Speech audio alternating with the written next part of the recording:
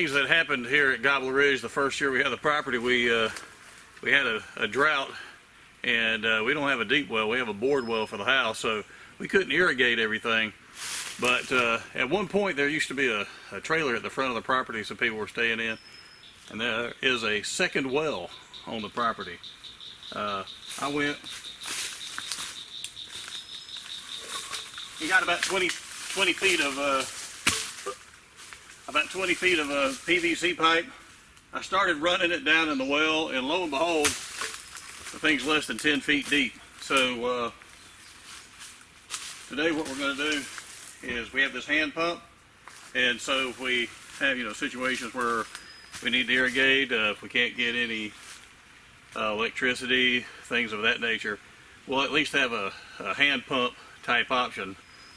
Also take a little battery pump down here, and I'll show you that setup later on at some point to help irrigate some of the chestnut trees without running the well dry that we live on. So today's project is to get this pump all set up.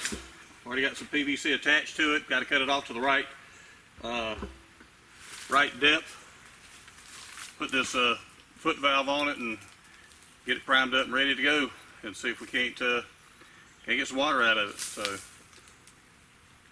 let's commence to commencing. Don't want to drop that down the well, that'd be bad. Okay, I pulled the pump back up out of the well. As you can see, it's not that deep. I've got some sediment down in there, probably 2, maybe 3 feet, so I'm going to get a well auger and come back and clean this out. Luckily, I have enough leftover pipe on the bottom, I'll be okay. So I'm just going to keep shortening this piece here so that I don't run my foot valve down in the mud. So don't know exactly how much to take off, so we're going to take it a little at a time, I can always cut off more, but it's hard to glue this stuff back on even with PVC glue. I'm going to say right about there, dear, and we'll go from there.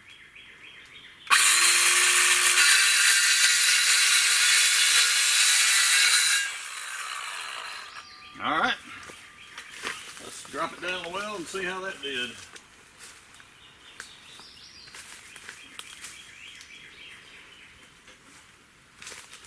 And at some point, that tree's got to go.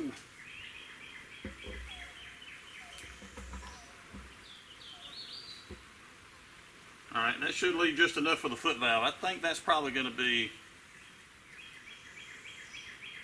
real close. I think we'll be all right. What I may do, I may take 2 more inches off, but I don't want to clog that foot valve up.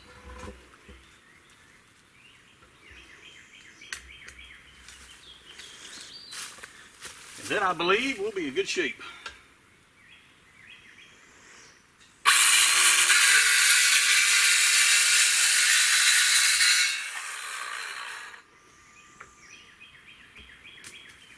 Alrighty, let's get out the PVC glue.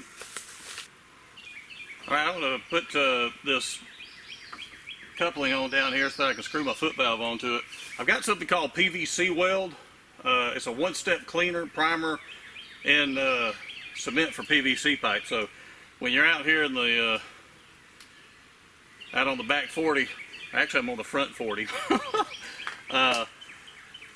not having to prime it and then glue it and doing all these, clean it and all that other kind of stuff, doing it all in one step. This stuff has worked out really good, and when you're ready to set it, sets pretty quick, so you have to be on this.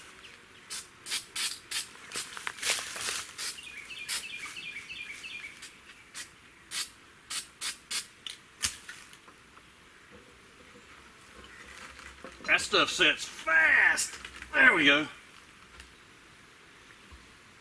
All right, so we're going to give that a little bit of time to cure.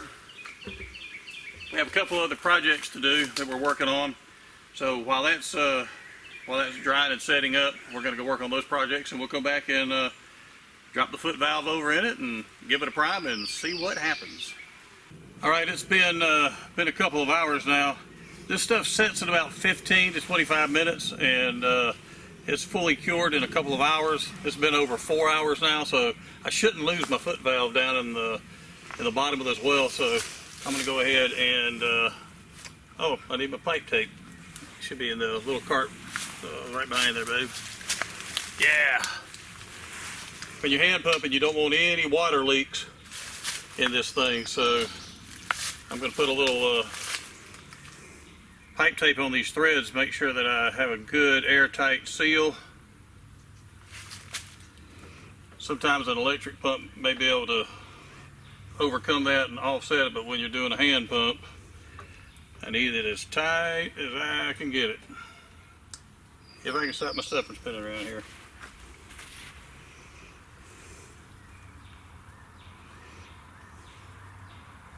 My third hand's over there on camera.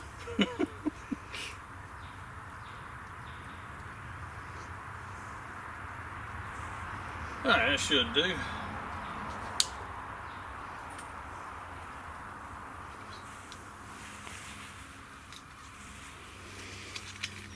There you go, dear. Alright, get this foot valve on there.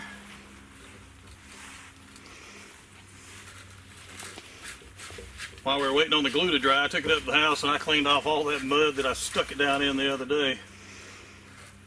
When I thought the well was a little deeper than it turned out to be.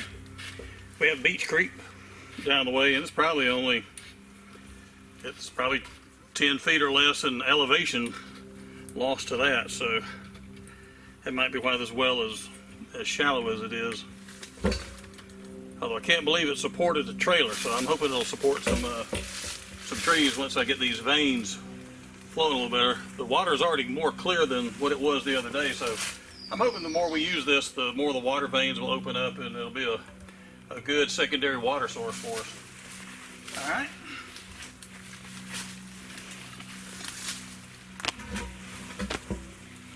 We'll stick this back down in there. I've got some bank line on here. I thought this thing was about 20 feet deep. Before I wanted to make sure I had a line on this pump, so if I dropped it over in there, I could fish it back out, but I think I can reach it from there.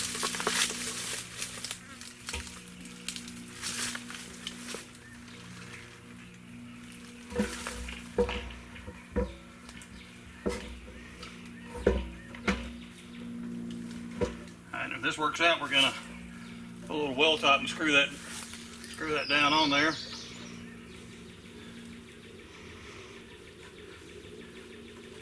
And then I have to take this tree out at some point, but first things first, let's get it operational.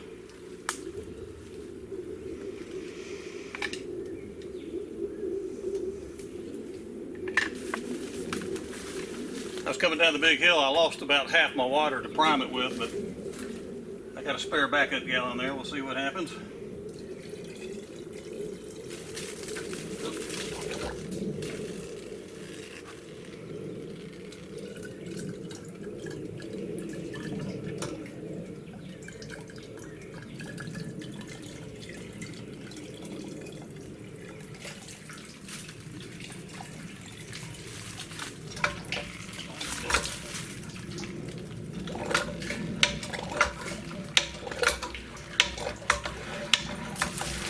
There it comes. I can tell by the coloration of that water. We have water, baby. The farm is saved. Pump some back in here.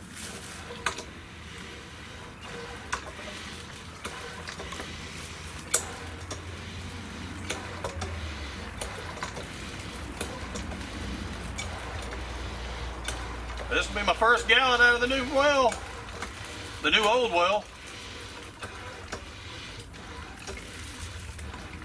Oh yeah. Got a little discoloration. I wouldn't drink it, but plants will like it. Got good minerals. You pay extra for that at town. Alright.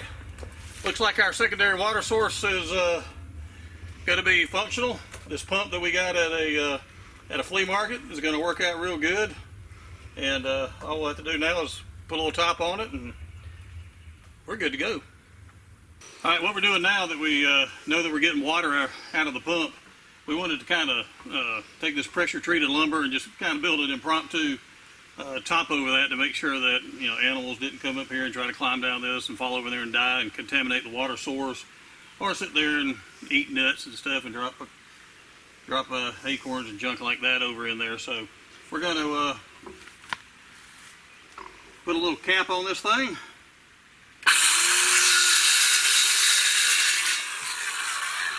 And come heck or high water, we'll have water.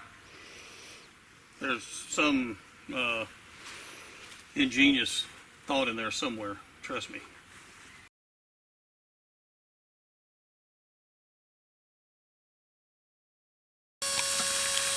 Now in the meantime, I've got a hose going down there to another little foot valve.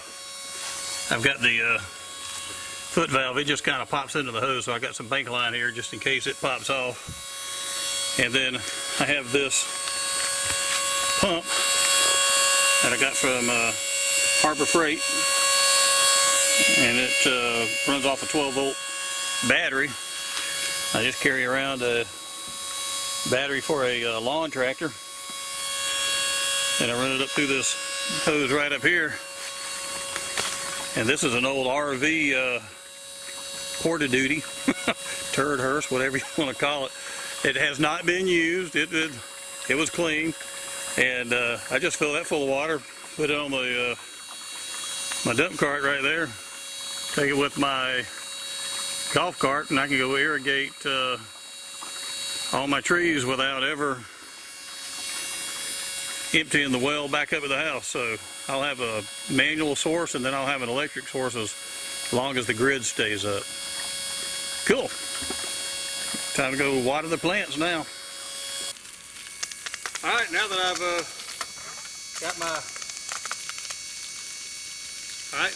got the bucket full, I just do the inverse.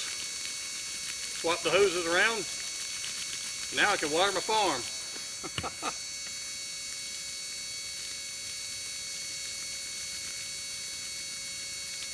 I'm hoping with a little Miracle Grow soil on this and a little lime and fertilizer, and now some water, that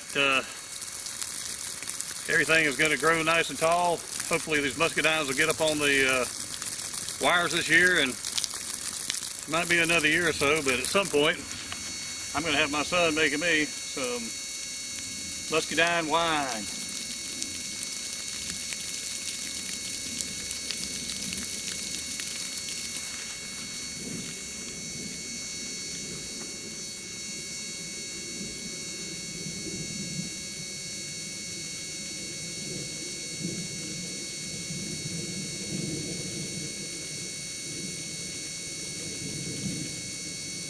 All right.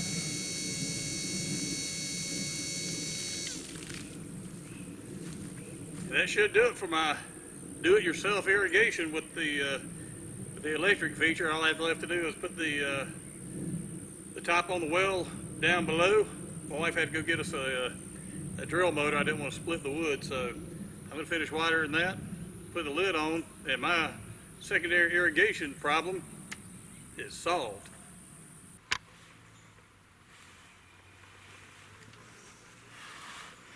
Alright, I'm going to drill a couple pilot holes in this. I'm using some kind of thin wood here, and so I'm going to go ahead and drill some pilot holes, and then we're going to screw this top down, and that way we'll keep leaves and debris and that type of thing from getting down there and muddying up my water. So let me drill some pilot holes right quick like.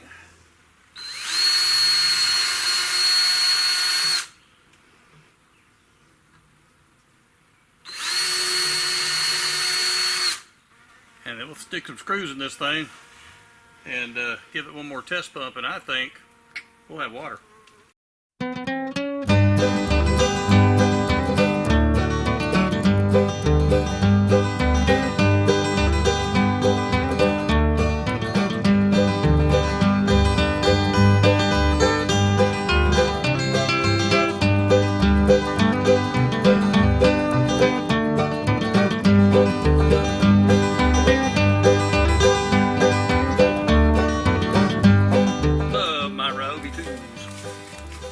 These 18-volt Robies out here, they are great.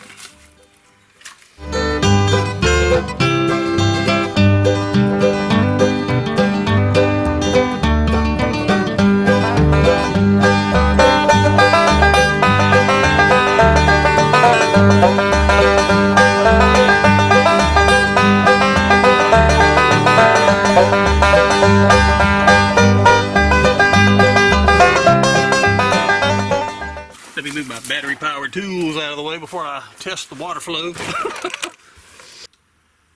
Okay, we've got the top put on the well. The well had been left open for a number of years, and there's some sediment down at the bottom where the leaves have fallen off the trees and gone down in there. I have a well auger that is on order, and I'll come back and I'll clean that out. For the time being, I've got some pressure treated wood here that we have made the top to. Got a little access there for my electric pump when I want to use that. But for now, I have a manual water source on the farm. So no matter what happens, I'll always have some way to irrigate my plants and or pump this up and purify it and also. For the time being, I believe I'm going to call this project a success, and we now have a secondary water source at Gobbler Ridge Farms. All right, I'll see all you turkeys on the next video.